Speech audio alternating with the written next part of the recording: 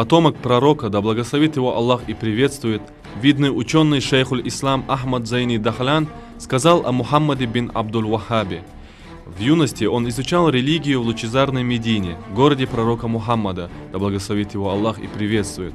Его отец и родной брат шейх Сулайман были учеными, богословами и праведными людьми. Из-за неблаговидных выражений, поступков и заблуждений в религиозных вопросах Мухаммада бин Абдуль-Ваххаба, его отец, родной брат и учителя заметили в нем отклонения и заблуждения. Они осуждали его и предостерегали людей от следования за ним.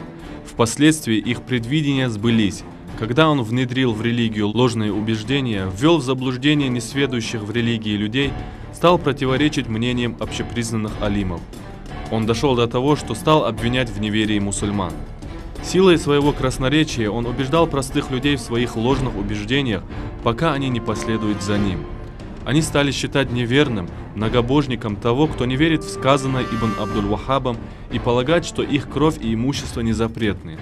Один из тех, кто помог ему в распространении его учения, принц местности Ад-Дар'ия Мухаммад бин Сауд из племени Бани Ханифа, из которого был и Мусайлима аль-Каззаб, который выставил себя пророком после Мухаммада. Да благословит его Аллах и приветствует.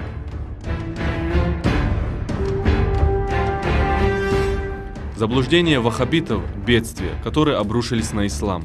Они пролили много крови, ограбили много чужого имущества, распространили зло и насилие, которые коснулись всех.